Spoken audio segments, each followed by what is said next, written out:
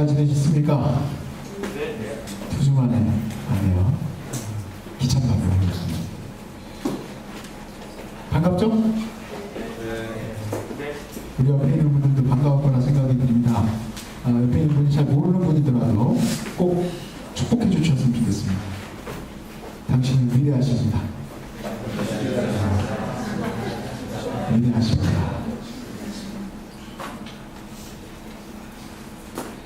자, 오늘은 위대함에 대해서 같이 나누고 싶은데요. 에베소서 1장 3절에서 14절 말씀을 본문으로 나왔습니다. 에베소서 1장 3절에서 14절 같이 읽도록 하겠습니다. 다 찾으셨습니까? 아직 다 못 찾으셨군요. 저도 아직도 찾고 있답니다. 에베소서 1장 3절에서 14절 다 찾으셨어요? 네, 이제 다 찾았네요. 자, 제가 먼저 읽고 여러분이 그 다음에 읽고 교독하도록 하겠습니다. 찬송하리로다. 하나님과 우리 주 예수 그리스도의 아버지께서 그리스도 안에서 하늘에 속한 모든 신령한 복을 우리에게 주시되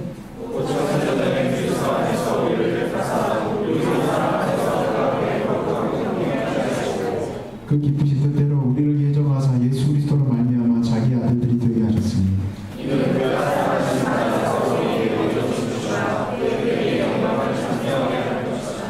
우리는 그리스도 안에서 그의 은혜의 풍성함을 따라 그의 피로 말미암아 속량 곧 죄 사함을 받았느니라.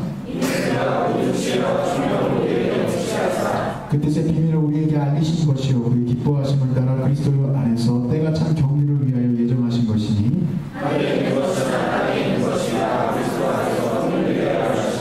모든 일을 그의 뜻의 결정대로 일하시는 이의 계획을 따라 우리가 예정을 입어 그 안에서 기업이 되었으니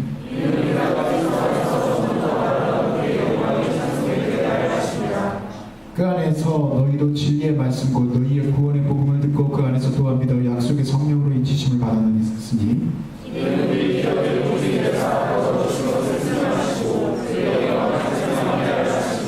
아멘. 비가 많이 내리고 있네요. 장마입니다. 장마 꼭 필요합니다. 이때쯤에는 봄에 심었던 씨앗이 이제 열매를 맺으려고 하기 때문에 많은 비가 내려요.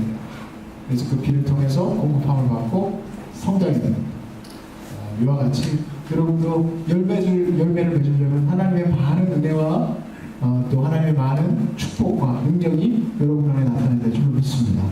그래서 오늘 이 밤에는 우리의 마음 가운데 성령의 은혜가 정말 장마비처럼 많이 흘러서 우리 이거 여러분 모두에게 흘러넘치게 주님을 축복합니다. 최근에 청년들하고 함께 최근이 아니죠. 늘 얘기를 하다 보면 늘 마음에 부끄러움을 갖고 있는 게 있어요. 참 재밌게도 다 부끄러움을 갖고 있어요. 거의 다 대화를 하다 보면 바로 자기 직업에 대한 부분이에요. 왜? 부끄러움을 가질까? 정직, 계약직 어느 정부 때부터 이게 생겼습니다. 정직원, 계약직원. 소위 말해서 청년들의 직업난을 해소하기 위해서 정부에서 고안해낸 방법. 좋은 방법이라 생각합니다. 그게 없었으면 아마 우리 직업이 상당히 더 없을 겁니다.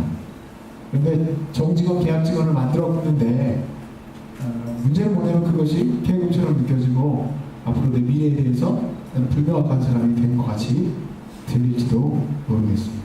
여러분은 어떻게 들립니까?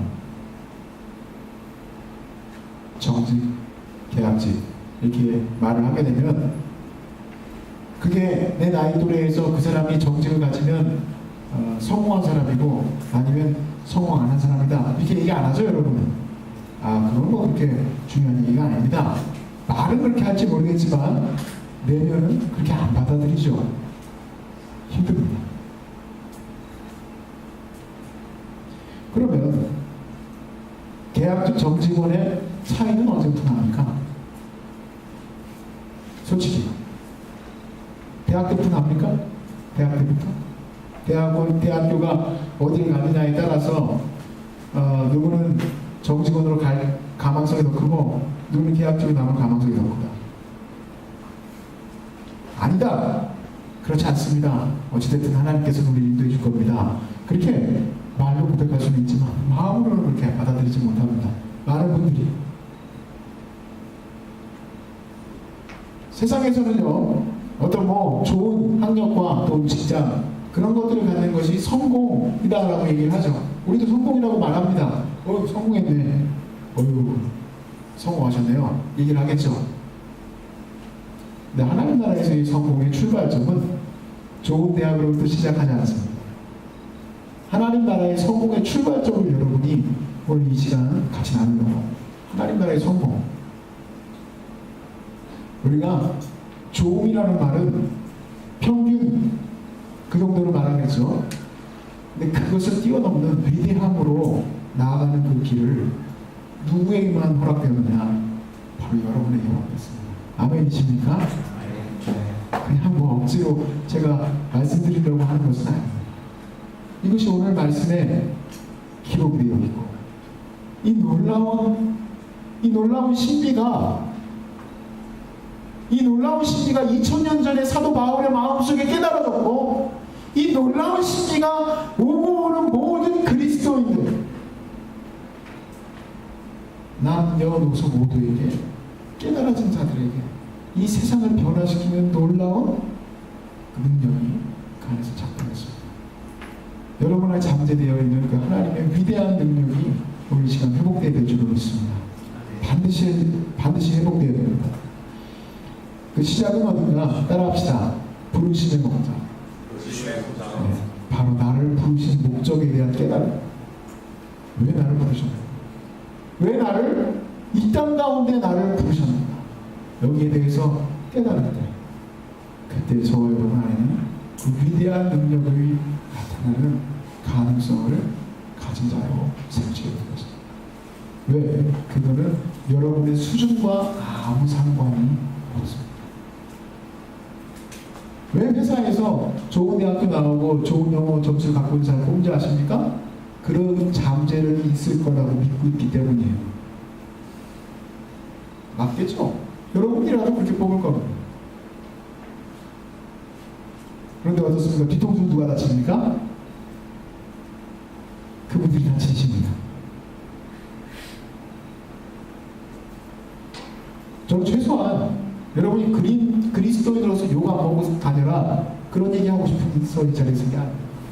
제가 오늘 마지막 찬양을 하면서 그렇게 마음에 감동이 되는 게, 예수 하나님의 완전한 사랑, 하나님의 그 계획이라는 그 찬양이 너무너무 감동이 됐어요.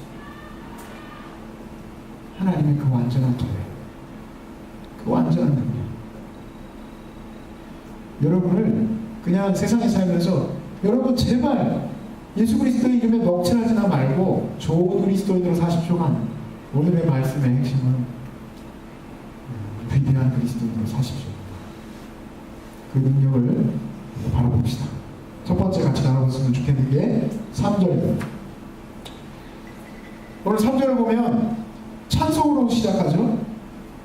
찬송의 이유가 무엇이라 써 있습니까? 3절에 찬송하리로다 하나님 곧 우리 주 예수 그리스도의 아버지께서 그리스도 안에서 하늘에 속한 모든 신령한 복을 우리에게 주셨다. 적당히 주셨다. 한 1% 주셨다? 2%? 10%? 90%? 모든 신령한 복을 주셨다. 그러니까 찬송하죠. 나라도 내게 하늘에 속한 모든 신령한 복을 주신다면 난 하나님 찬양하고, 하나님의 뜻이 이 땅 가운데 이루어지는 거잖아요. 하나님의 뜻이 아담에게서 이루어졌어야 되는데 안 이루어졌잖아요. 안타까운 일이에요. 안타까운 일이에요. 세상에 그때 사람들은 800년, 900년, 700년 사는데 하나님의 뜻이 이루어지질 않아요. 하나님께서는 그래도 하나님의 뜻을 이루어갈 수 있도록 죄를 지었지만 그들에게 하나님의 뜻을 전달하려고 했는데 너무 가슴 아픈 얘기가 나와요. 하나님의 자녀들이 세상의 딸의 아름다움을 보고 그들에게 장가들었다. 시집가고 장가간다는 얘기가 아니라 그들과 혼합되어지고, 문명과 문화 속에 그들이 혼합되어지고 그들이 동일하게 살아가는 그 모습 때문에 하나님은 더 이상 저들을 내어버려 둘 수가 없게 됩니다. 그래야 해서 그들을 다 쓸어버릴 수밖에 없게 되었습니다.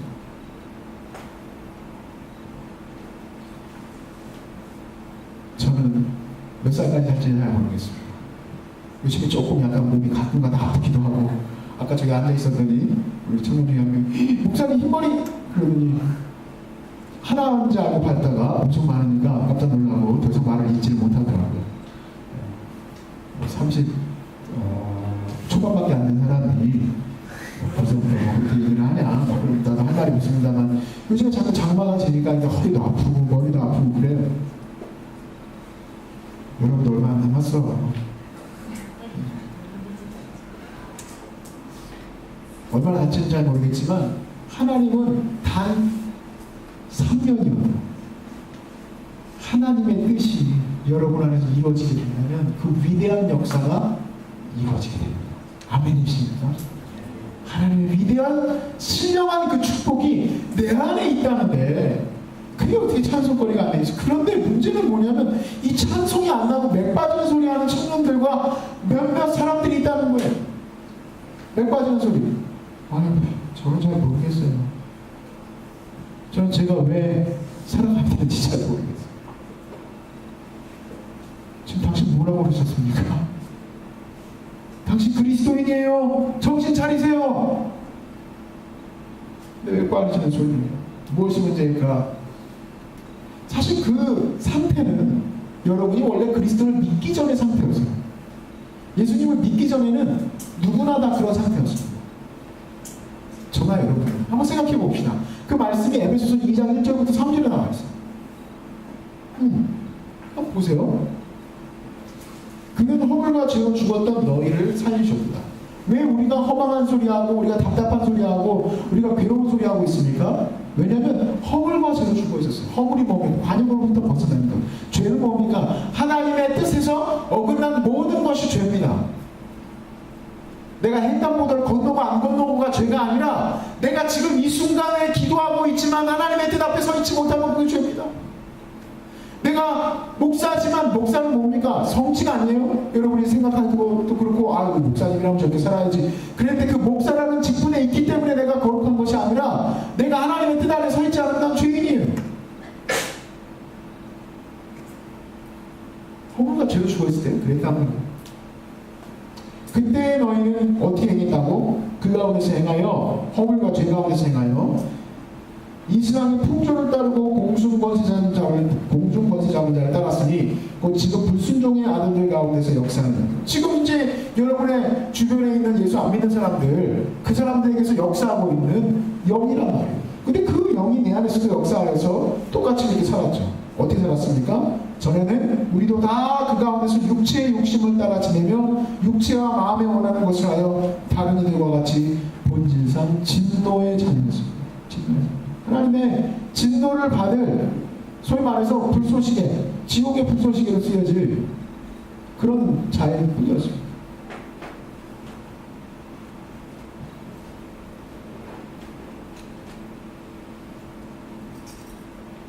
그랬죠. 육체를 따라 산다는 게 뭡니까? 하나님의 뜻이 무엇인지 구별도 못하고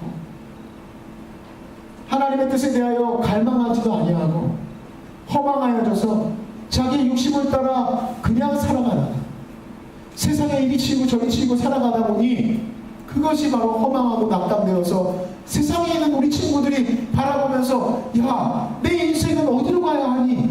하고 물어봤어야 돼. 그 인생을 우리가 그 전에 살았단 말이에요. 근데 그 인생을 지금 그렇게 살아가고 있다면 우리는 잘못된 겁니다.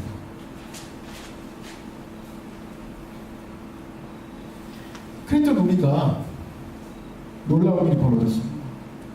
허물과 죄로 살았던 우리를 위해서 예수 그리스도께서 죽으셨다. 말씀해 보세요. 5절 말씀에 2장 5절에 허물로 죽은 우리를 그리스도와 함께 살리셨다. 허물과 죄로 죽었던 우리를 여러분이 직업이 무엇이든, 여러분이 지위가 무엇이든, 여러분이 학벌이 무엇이든, 여러분이 어떻게 생겼든, 여러분이 윤리적으로 어떤 삶을 살고 있었든, 여러분이 어떤 모습을 지니고 있었든 상관없이 하나님은 여러분을 허물과 죄로 죽어서 살고 있었던 여러분을, 저를 살리셨습니다. 그리고 우리를 아들 삼아주시고 그 아들 삼아주실 뿐만 아니라 하나님의 놀라운 기업이 되게 하셨다는 거예요. 하나님의 기업. 우리는 들어가고 싶은 기업이 있는데 하나님은 우리를 그 기업이 아닌 하나님의 기업으로 삼아주셨다.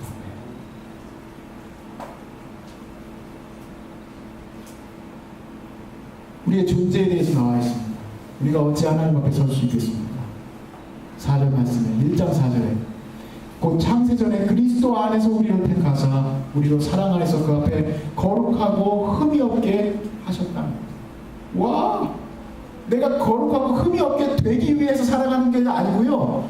우리는 예수 그리스도의 보혈의 피로 말미암아 지금 여기 계신 당신은 거룩하고 흠이 없는 존재가 되는 거예요. 여기 서 있는 이 제가 여러분이 보았을 때 조금 부족해 보일지라도 저는 거룩하고 흠이 없는 존재입니다. 하나님 보실 때 예수 그리스도 안에 있기 때문에 특별히 예수 그리스도 안에 대해서 4절 말씀은 사랑 안에서라고 쓰여 있습니다.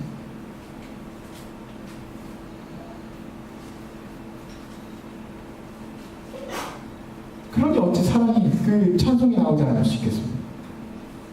하나님께서 내 이 존재를 지금 21세기에 이 음란하고 폐역하고 더러운 이 시대에 하나님의 거룩한 기업으로 우리를 삼으시려고 만세전에 예비하셨을 뿐만 아니라 너 하나님의 사람아, 너 나의 아들아 딸아, 내가 너를 작정하였고 내가 너를 낳았다. 그렇게 하신 게 어디에 찬송입니다. 남들과 세상적 가치로 비교하여서 우리가 바라볼 지금 수준입니까? 그들과 수준이 달라요. 시작하는 시작 포인트가 달라요. 나의 시작의 포인트는 하나님입니다. 하늘이에요. 하늘의 영광의 나라가 나에게서부터 시작돼요. 아무리 대단한 공부를 했을지라도 뭐 스탠포드 아니라 스탠포드 할아버지가 있다고 해도 거기서 공부를 많이 하고 오셨어도 영어를 잘하셨고요. 미안하지만 우리 어머니 이명국 원사님 그에 비하지 못해요. 우리 하나님이 정말 대단하십니다. 80년 노인네가 새벽기도 갔다가 내려온 길에 어떤 하얀 물소가 후진을 하다가 할머니를 깔았어요. 온몸 피투성이가 됐는데 그냥 뺑소리 쳤어요. 근데 할머니가 그 번호판을 다 외우고 피를 뚝뚝 흘리면서 그 앞에 있는 슈퍼마켓에 들어가서 받아 적으라고 해가지고 적고 그대로 병원에 갔습니다. 잡아오라고 했어요. 잡아왔어요. 어떻게 됩니까? 뺑소니. 그분한테 예수 그리스도를 전하셨어요. 예수 그리스도는 이런 분이십니다. 예수는 우리 용서를 가르치셨어요. 당신이 교회를 나가시면 제가 절대로 경찰에 신고하지 않겠습니다. 그렇게 하셨대요. 저는 보지 못했어요. 얼마나 할머니가 피를 많이 흘리시고 그랬어요. 제가 그때는 육에 있을 때였고. 근데 그 얘기를 눈물 펑펑 흘렸어요. 많은 학식과 많은 지혜를 갖고 있으면 뭐합니까? 이 세상 가운데 하나님의 놀라운 뜻이, 그 뜻이 하나님의 사랑의 뜻이 80대 노인네에게서 나타나는 거예요.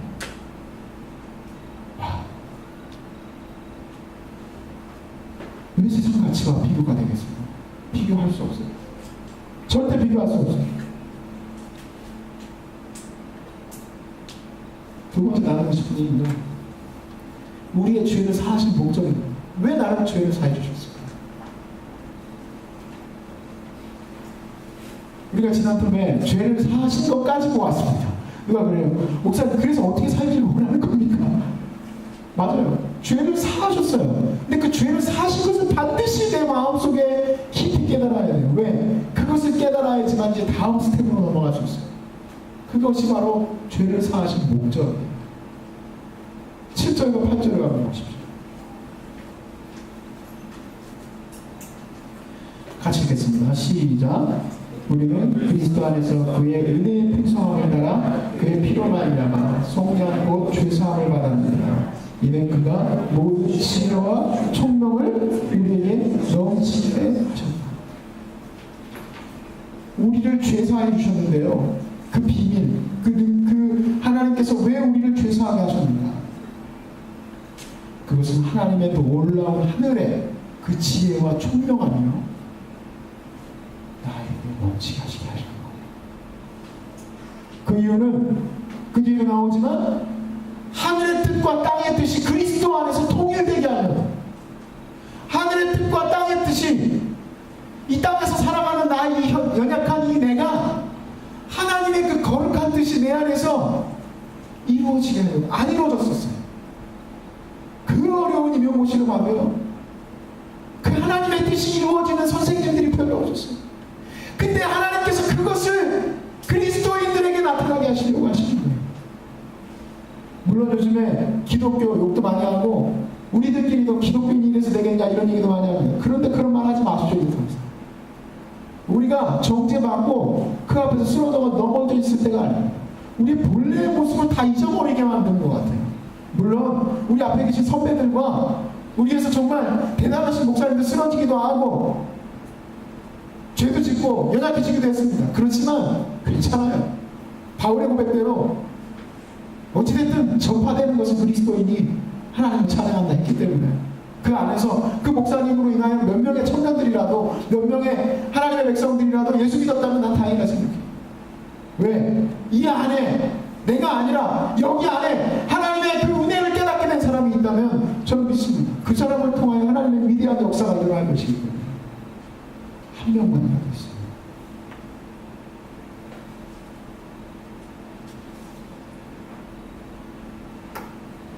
그래서 바울은요, 이 놀라운 비밀이 이 성도들에게서 나타나기를 기도하고 있어요. 17절과 18절을 보시면 우리 주 그리스도 예수의 하나님 영광의 아버지께서 지혜와 계시의 영을 주사 하나님을 알게 하시고 너희 마음의 눈을 밝히사 그 부르심의 소망이 무엇이며 성도 안에서 그 기업의 영광의 풍성함이 무엇이며 그 힘의 위력으로 살짝 웃어주세요. 왜?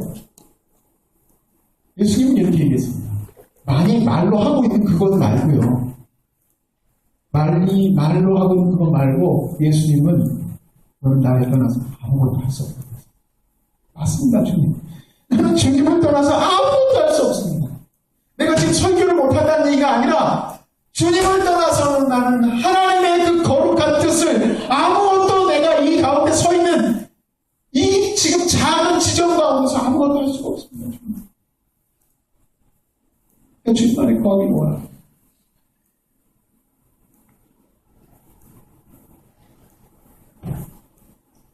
왜 우리의 죄를 사하셨을까요?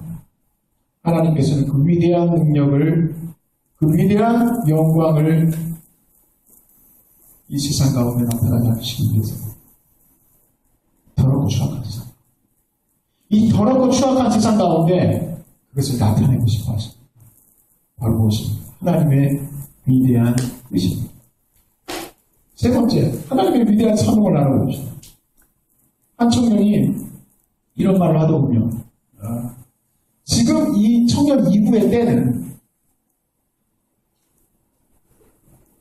자기 인생이 어떻게 갈지 어느 정도 정해진 시간 아닙니까? 그런가 하면 안 정해졌습니다. 누가 정해졌다고? 정해졌습니까? 그럼 정해졌다고 생각하시는 분들은 저하고 한 40일 금식 기도를 해야 될 것 같아요. 아침마다. 안 정해졌어요. 어떻게 정해집니까? 여러분은 사과입니다. 아니 열매인데 열매. 여러분에서 얼마나 많은 열매가 맺힐지도 어떻게 알아요? 근데 정해졌어요 또한. 무슨 말이냐면 하나님께서는 이것을 태초부터 예정하시고 작정하셨다.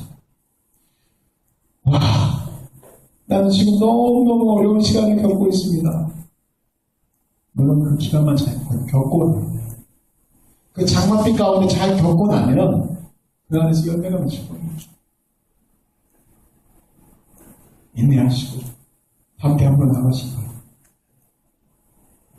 세상적으로는 결정된 것으로 보이지만 그렇습니다. 하나님의 위대한 잠재력이 그리스도 예수 그리스도의 보혈의 피로 정결하게 씻김받아서 거룩하고 흠이 없는 존재로 하나님 앞에 서해서 하나님의 그 거룩한 뜻이 나는 할 수 없사오나 하나님의 뜻으로 내가 이 세상 가운데 할 수 있나이다 고백하는 이 거룩한 백성들에게 그 뜻이 나타납니다. 에베소서 3장 10절에 말씀을 한번 같이 읽어봅시다.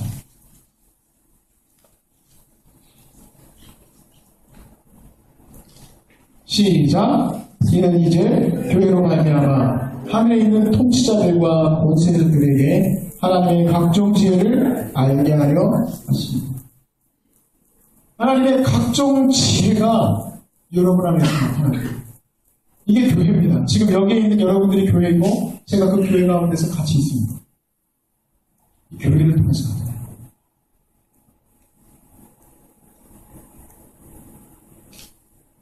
여기 있는 한 사람 한 사람. 교회는요, 한 사람 한 사람이 구성되어 있어요.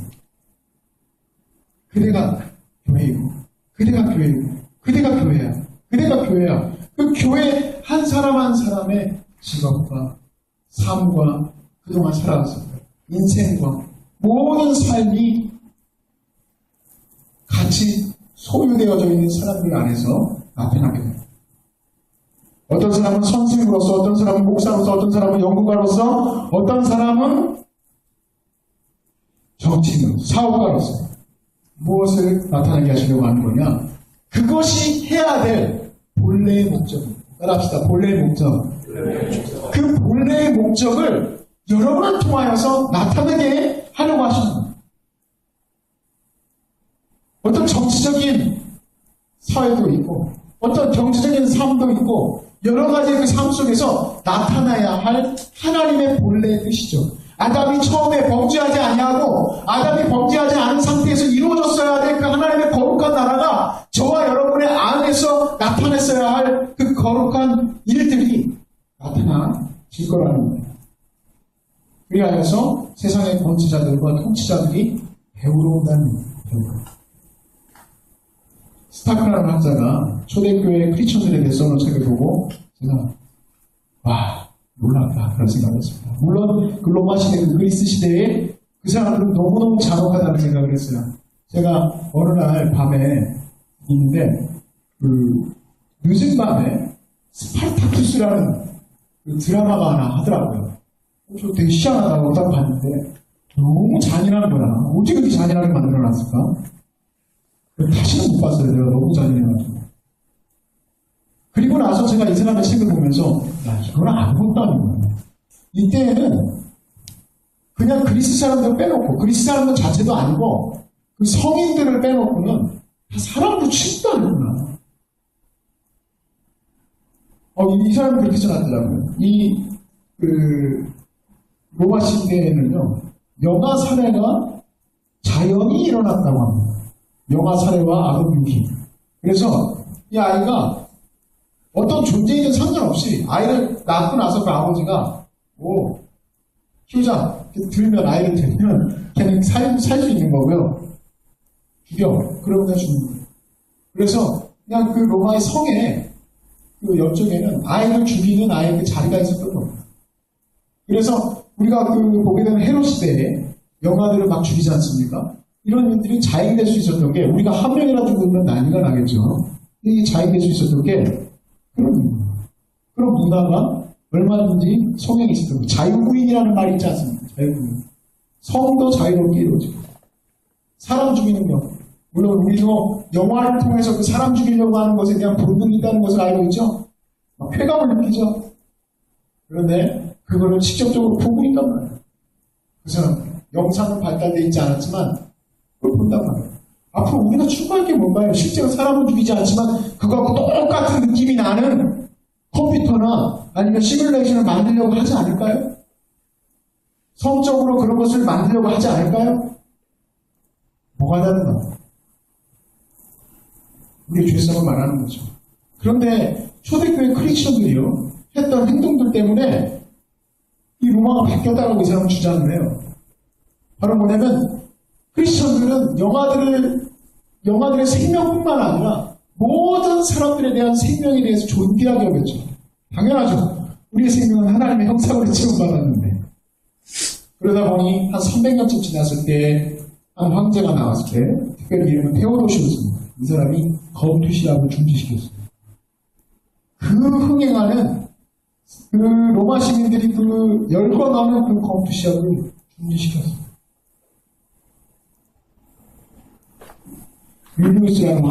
율리아누스라는 황제가 이런 글을 썼습니다. 제가 그냥 올려놨습니다. 다운표로. 사제들이 가난한 자들을 무시하고 그냥 지나칠 때 불경한 갈릴리 사람들이 이를 보고 구제의 자신을 내주어. 이렇게 표현합니다. 불경한 갈릴리인이라는 것은 왜 불경하다고 썼냐면 황제에게 절을 안 하고 예배를 안 하기 때문에 이 황제들은 불경하다고 쓴 겁니다. 어떻게 그렇게 불경한 자들이 있는가? 그런데 그들은 자기에게 숭배하고 있는 사제들은 가난한 자들 돕지도 않는데 그 불경한 갈릴리인들이 오히려 돕고 있다는 거예요. 또 이렇게 썼어요. 불경한 갈릴리 사람들이 가난한 갈릴리뿐만 아니라 로마인까지도 돕고 있다. 로마인이 로마인을 충분히 돕지 않고 있다는 사실은 누구나 알 수 있다. 그리고 마지막에 챕터에 이런 부분이 있어요. 컴패션. 자비라고 할 수 있을까요? 그 컴패션이 로마인들에게는 개념 자체가 없었어요. 그런데 이것을 그리스도인들이 그 개념을 알게 합니다. 데피니션을 내려준 게 아니고요. 그게 무엇인지를 그리스도인의 삶 속에서 알게 해줍니다. 근데 이런 일들은 역사 가운데 계속해서 일어났습니다. 노예제도는 모든 사람들이 다 선호하는 것들이었어요. 필요한 거다라고 생각을 했어요. 누가 깨뜨렸습니까? 그리스도인. 여러분, 평등이라는 말, 우리는 지금 쉽게 쓰죠. 그런데 이 대한민국 조선 땅에 그게 그렇게 쉽게 쓰였던 말이 아니지 않습니까? 우리가 이제 우리 여성분들이 이렇게 많이 여기서 기도를 합니다. 그리고 또 얘기하는 걸 들어보니까 오히려 공무원은 지금 현재 과반수 이상으로 넘어섰습니다. 공무원 중에 여자분들이 더 많다는 얘기예요. 그 얘기는 뭐냐면 여자분들이 조금 더 잘하십니다. 남자보다. 공부할 수 있었습니까? 이렇게 똑똑하신데 못했어요. 얼마 안 됐어요. 그게 바뀌었지. 근데 그 시초를 누가 놨습니까? 대한민국에 왔던 이 조선 땅에 왔던 서기관입니다. 백정 출신의 장로가 생겼습니다. 어디서 생겼습니까? 교회에서 생겼습니다. 지금은 사람들은 그 개념을 자기들이 만들어가는 거고 자기들이 형성해가는 거라고 생각하지만 사실은 다 그리스도인들이 그것을 추구하고 살았어요. 지금은 또 퇴색되어지고 또 부패되어지고 사라져가고 그것이 없어져가요. 그리고 자기들은 막 그게 또 옳다고 또 주장해 나갑니다. 근데 그리스도인들은 묵묵하게 하나님의 지혜와 총명함이 자연스럽게 나옵니다. 정조가 없고 참된 진리가 없고 정직이 없고 오직 실용주의와 합리주의만 파헤치는 이 시대가 오는 거죠. 저는 여러분이 들어가야 된다고 생각합니다. 저는 여러분이 반드시 이 세상 가운데서 그 역사하심 속에 서 있다는 사실을 깨달았습니다. 여러분이 그 거룩한 군인으로서 거룩한 정병으로서 이 세상 가운데 파송되었다는 사실을 잊지 않았으면 좋겠어요. 이렇게 힘없이 눌러 앉아 있을 때가 아닙니다. 그러나 그렇게 나아가려면 부딪히죠. 어찌 부딪히지 않을 수 있겠습니까? 여러분이 장사꾼이면 어떻습니까? 여러분이 학자가 아니면 어때요? 뭐가 됐든 상관없어요. 그러나 하나님의 거룩한 통로로 쓰인다는 얘기는 고난도 함께 받으셔야 됩니다. 시련도 받으셔야죠. 어떻게 하겠어요? 고난 없이 어떻게 영광의 멸관이 있을 수 있겠습니까? 고난 없이 어떻게 하나님의 거룩한 나라가 이 땅 가운데 임할 수 있겠습니까? 주님이 그러면 십자가를 지실 수 있었겠어요? 십자가를 지시지 않았겠죠. 십자가를 져야만 하나님의 영광이 나타나는 거 아닙니까? 십자가를 져야지만 이 조선 땅에 복음이 전파되는 거 아닙니까? 십자가를 져야지만 그 평등이라는 말이 십자가를 져야지만 그 거룩한 자유가 이 땅 가운데 임하는 거 아니겠습니까? 저희 어머니가 장사할 때였어요. 저희 그 부모님은 되게 그 스펙타클한 삶을 살아가지고 참 저한테는 참 좋은 예화예요. 같이 살면서 들어간다.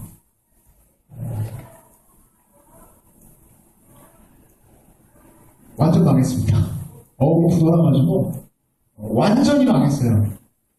그래서 공장의 그 주인들이 잔뜩 몰려가지고 죽이네 살리네 욕하고 난리가 났습니다. 그런데